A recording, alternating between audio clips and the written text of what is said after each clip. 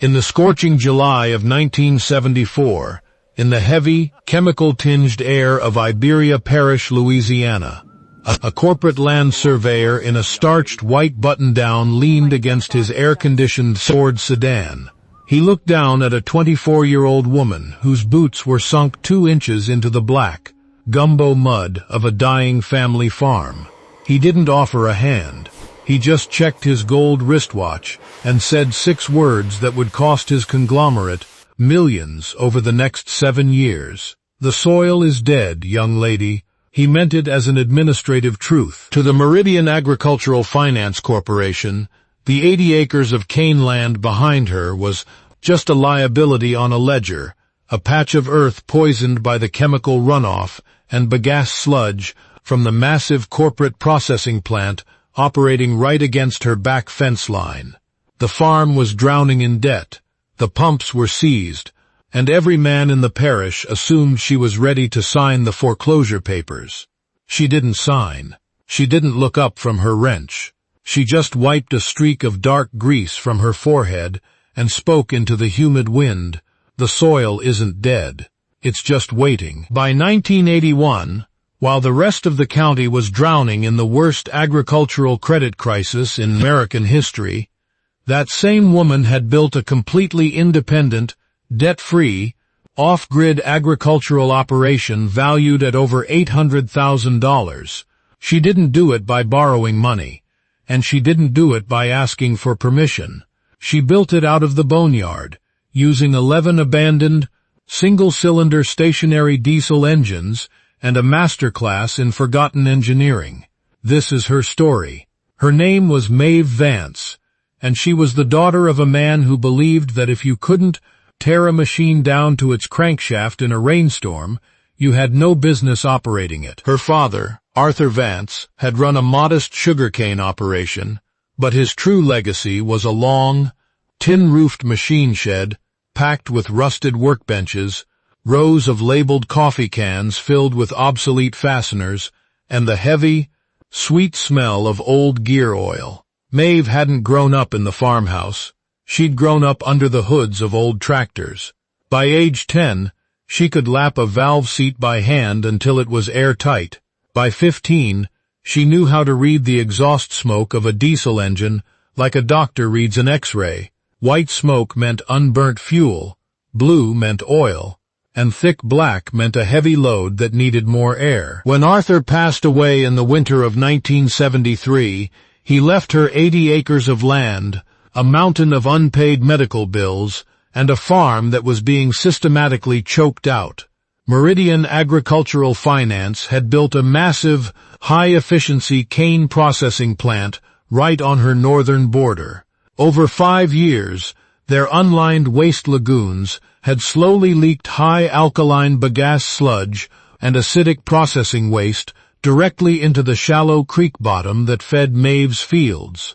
The sugarcane crop was stunted, yellowing before it could develop sucrose. The modern complex tractors her father had bought on credit, machines with specialized hydraulic systems and delicate electrical harnesses, sat useless in the yard because the family couldn't afford the dealer's service fees to repair the damage caused by the corrosive groundwater. The local bank clerk told her to sell the land for scrap value to Meridian.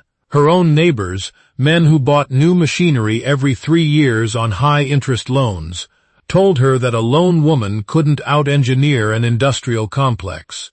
Maeve listened to all of them. Then she walked out to the boneyard behind the local municipal waterworks. Sitting in the high weeds behind the parish drainage facility was a row of machinery that looked like ancient monuments rather than working tools.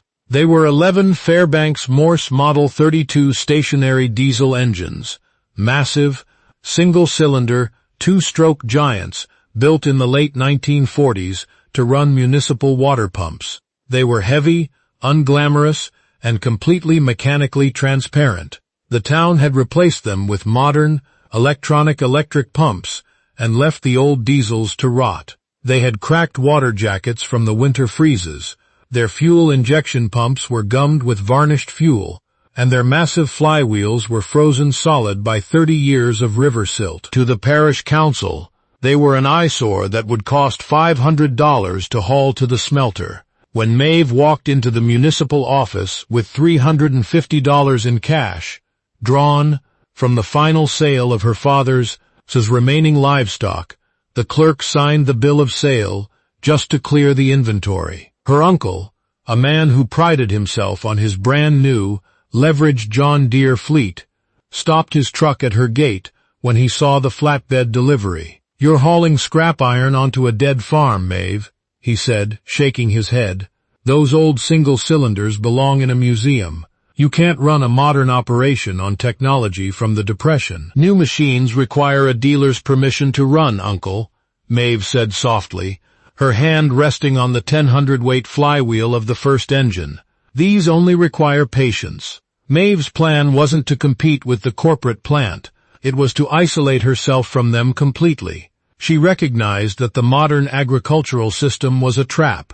You borrowed money to buy big horsepower, borrowed more to buy proprietary fertilizers to fix the soil the big machines compacted, and paid high interest to the very banks that owned the processing plants. She chose a different path, extreme independence. She spent the entire winter of 1974 in her father's shed with a single kerosene heater, a set of heavy socket wrenches, and a green, grease-stained textbook on industrial thermodynamics she had found in an old library sale. She treated the 11 engines not as junk, but as a modular kit. She picked engine number 1, a 1947 model with a massive 15-inch bore, as her primary power plant. The cylinder wall was heavily pitted from moisture. Instead of ordering an expensive new sleeve from a factory that no longer made them, Maeve used a technique she learned from her father's old manuals. She built a custom honing tool out of hardwood blocks and emery cloth, attaching it to an old belt-driven drill press, and spent 70 hours slowly smoothing the cylinder wall until it was perfectly round within 0.03 of an inch. For the cracked water jackets, she didn't use modern welding, which would shatter the brittle, aged cast iron. Instead, she used a process called cold stitching, drilling a series of interlocking, threaded copper plugs along the fracture line, creating a mechanical seal that allowed the metal to expand and contract without leaking a drop of coolant. By April of 1975, the first engine was ready for ignition. The starting of a Fairbanks Morse engine is not a matter of turning a key, it is a ritual of physics. On a damp, gray morning, Maeve preheated the combustion chamber with a small blowtorch to help ignite the heavy fuel.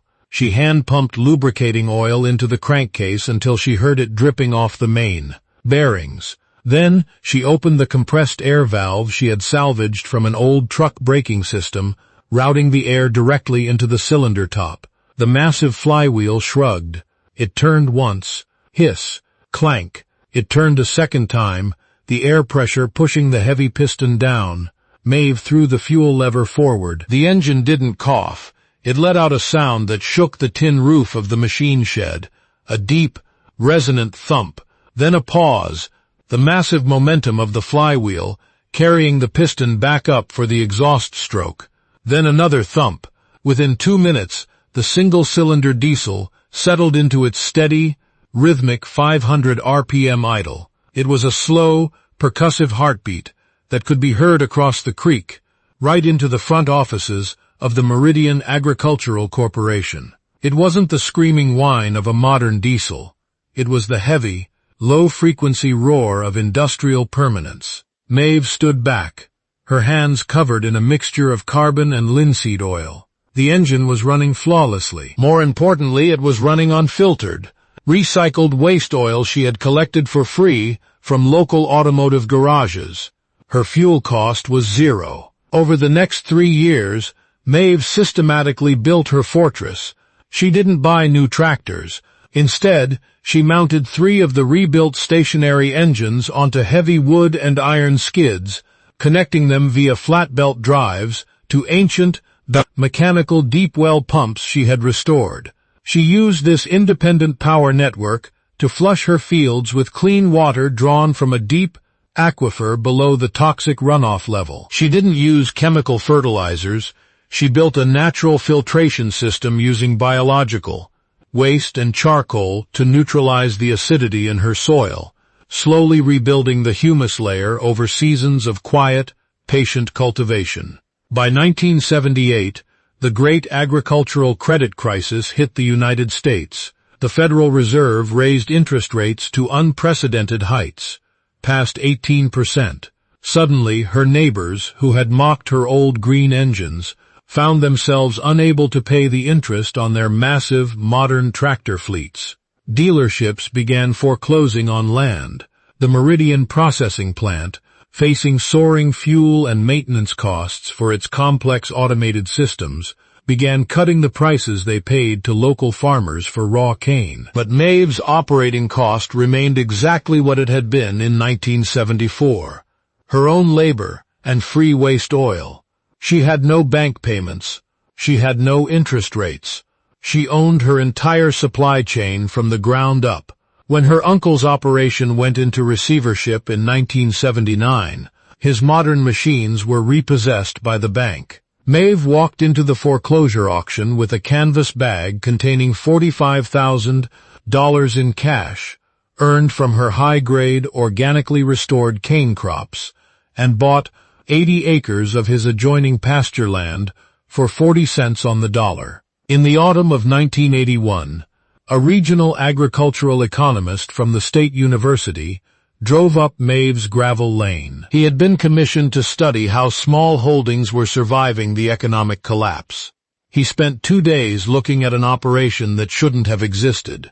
He saw 11 old, single-cylinder engines, 9 of them now running in perfect synchronization, powering everything from the cane mills to the deep well irrigation pumps and an independent electrical generator that ran the entire homestead. He saw a soil profile that was richer and more productive than any corporate farm in the parish. The final official appraisal came back, $810,000, with zero debt. The ending of the story didn't take place in a courtroom or a bank office.